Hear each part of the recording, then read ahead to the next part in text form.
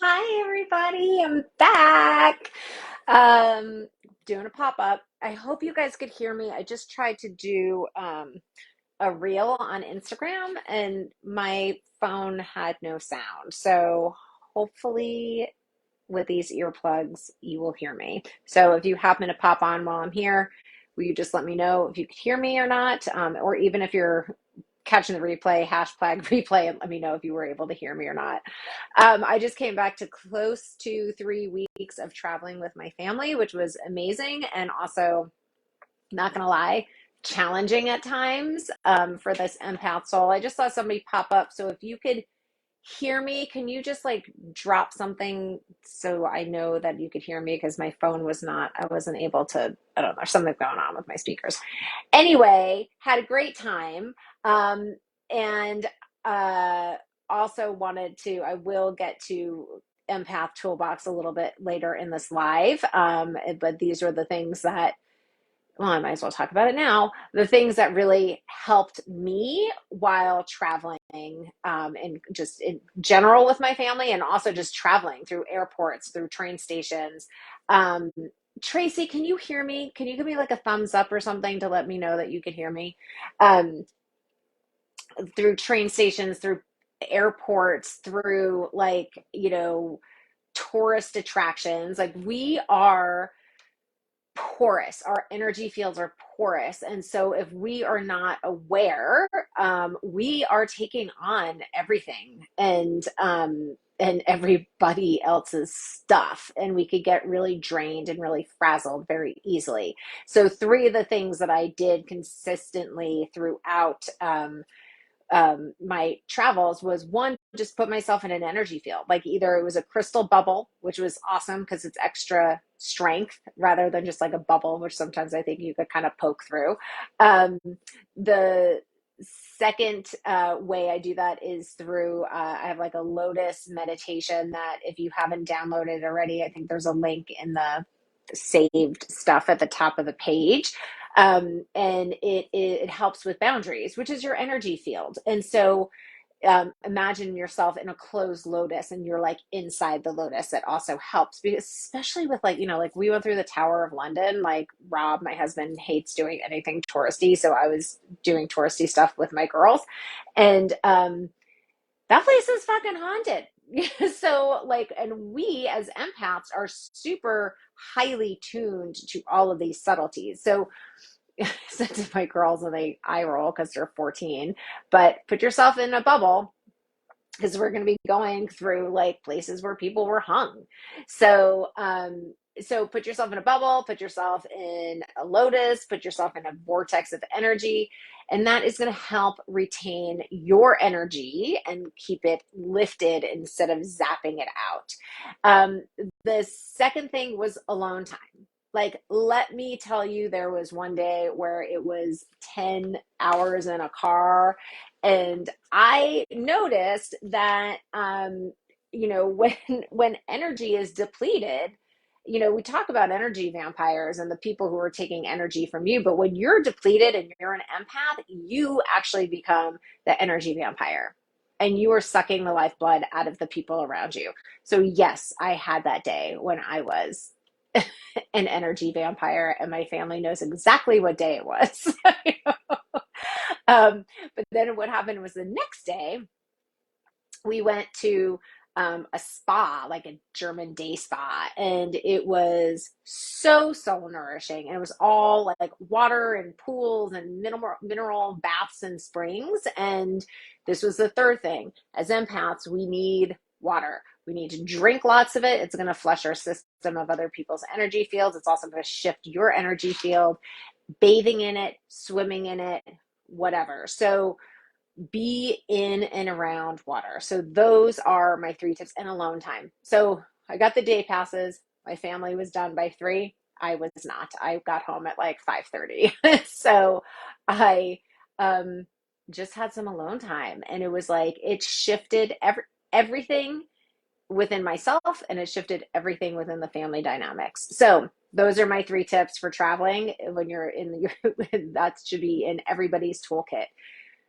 Energy field bubble, those are your boundaries. drinking lots of water or being in water or being around water, and alone time. So that is what I wanted to share. So I also want to remind you that the retreat is happening in a month, actually a month from today, September 21st. So if you are interested, sign up. We have 5 spaces left, and they're tiered based on, like, the prices are tiered based on what type of room you have. And so if you are interested and you want to save a little money, we only have 1 or 2 queen size private rooms available. So if you're interested, I would love to have you. And all of the stuff is all channeled from my higher self. It's all empath stuff. It's all soul nourishing. It's all like really taking care of yourself and your energy field. And it's a journey back to your soul.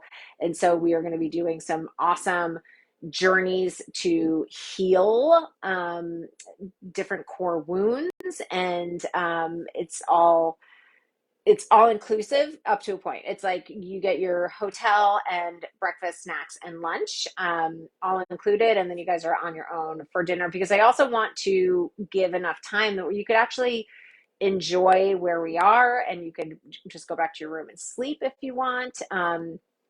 I also have somebody coming in and doing yoga with us. And so it's going to be awesome. And I can't wait. So I hope to see you there. And now onto the show. There are different types of empaths. Okay, they're just, so it's not just one big umbrella, but there are different like spokes off of this umbrella, or off of the wheel, or whatever you want to call it. So there are like physical and medical empaths. Those are the ones that feel the physical ailments of other people. I was just talking with a colleague who is in one of my groups, and she has a lot of clients coming to her that have these physical ailments, and she is feeling it, and she's helping them heal. And so they're also known as medical intuitive. So essentially, like, if I have a headache and you're a medical intuitive or a physical empath, you will be feeling my headache. So that's the first type. The second type is the emotional empath, which many of us are. And this is where you feel what the other person is feeling. And so what you always want to do is check in with yourself and say, okay, like, first one, what's my emotional baseline? Okay, where am I?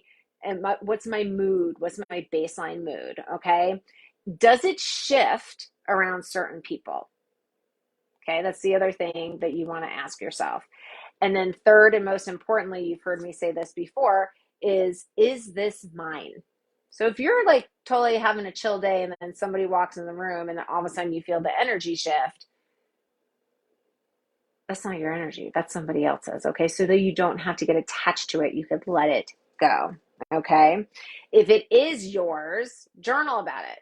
Journaling is what every empath needs. It helps us just dump out all of our emotions, dump out all the energy that we constantly take on, so that we can be a clear channel, so that we could better help others. Because FYI, empaths, we are the deep spiritual healers that are on this planet. So if we don't heal our shit, we can't help other people. It doesn't mean that everybody is going to have a healing profession, right? Like what I chose, or a vet, or whatever, or a landscaper.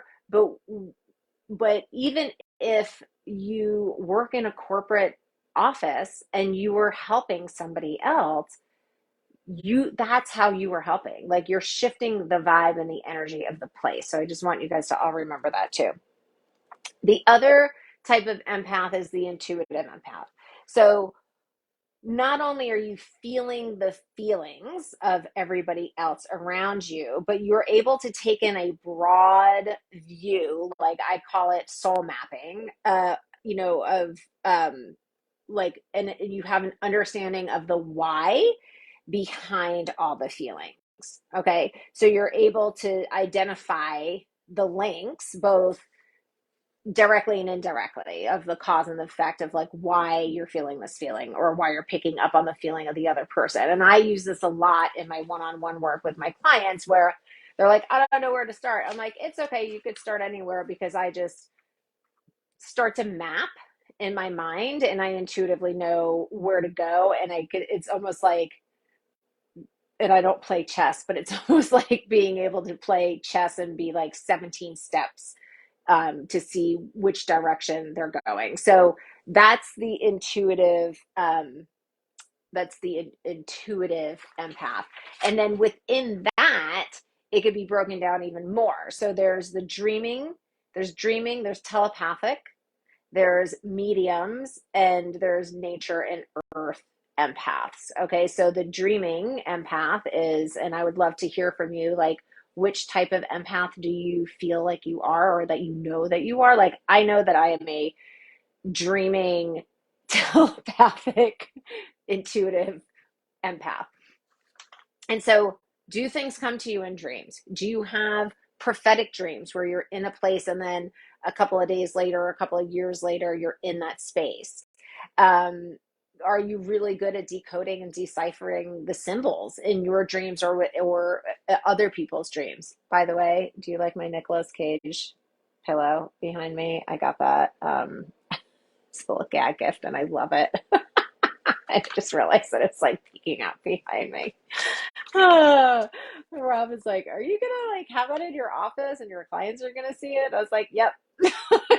He's not gonna freak him out. Okay, back to it. Telepathic. So, have you ever been told that, like, oh my God, you're reading my mind? I was just thinking of you and you called or you texted. That literally happened with one of my clients this morning, that I haven't spoken to in a while. And I was like, hey, I'm back, blah, blah, blah, blah, blah. Are you still interested in coming to the retreat? And she was like, I was literally just thinking of you. So, that's basically telepathic. And I'm always like, oh, good, you got my message. The third one is mediums, okay? This is when you could pick up information from somebody else's auric field, all right? And so you can relay information from the divine, the universe, their spirit guides, or even loved ones that have crossed over. Um, and a medium literally acts as like a conduit between this life and another level of existence. Like, think the Long Island medium is a good one, right? But they call it a medium because you're literally that middle part that's the connector between this life and another, like I said, level of existence. And then there are nature and earth empaths where you pick up on major happenings of the planet, like knowing that there's going to be an earthquake or a tsunami that's about to hit. And if you are an earth empath, I'd be really curious as to what it's like for you right now, being here with just like the Maui fires, and then like, Southern California having a whole bunch of like tropical storm stuff that hasn't happened in 80 years. So I'd be really interested in hearing from you to see if you had picked up on it, if you felt that something was going to happen. And I'm looking at you, Amy, because I know that you are one. That's girl in a tree that she pops up on here as girl in a tree. So those are the types of empaths. And yeah. And so just extra stuff to put into your toolbox. Um, Again, along with along with the ones that I mentioned earlier, which are putting yourself in an energy field, alone time, water, meditation. It's all about Meditation is all about quieting your mind. And as empaths, this isn't talked about enough, is that our mind is going all the time because we're picking up on all of these subtleties. So we're going, why is that person, why did they just look that way?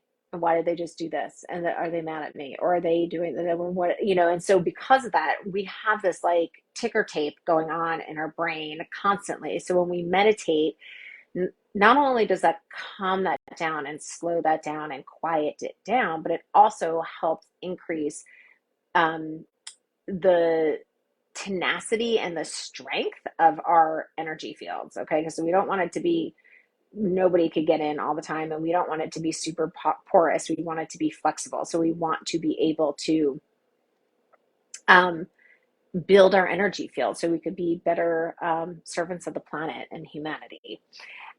Shielding, again, this is creating that bubble of light or that crystal light ball that you go in, or that vortex of light. All of that is that you want to continually shield yourself. I mean, if you're at home and you're feeling great, you don't have to shield yourself as much as, like I said, you were at like the Tower of London, like I was. Um, so, or like through an airport or a train station, right, where you're just picking up on everything.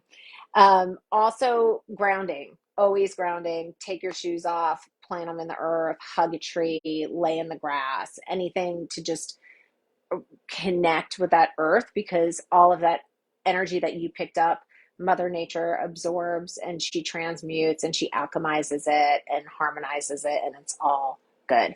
And alone time, always alone time. Yesterday, I had the house to myself from like, I don't remember. I don't know. It was amazing. I just spent the day with myself and my animals doing, putzing around and doing whatever I needed to do. And move your body. That's the other thing. You don't have to start an exercise program. Just move your body. You could jump, you could shake, you could dance, you know, you could go for a run if you wanted to, but moving your body so you can move that stagnant energy or negative energy or whatever it is. And so you could clear your energy field. That is all for you today, my friends. It's good to be back. Reminder, if you're thinking about the retreat, oh my God, do it. It's going to be awesome. And I'd love to see you. I would love to have like an interaction beyond this with you all. So, you could hit me up, DM me. I am happy to answer questions about it. And I hope to see you there. It's in Leavenworth on the 21st, a month from today. Mwah. Bye.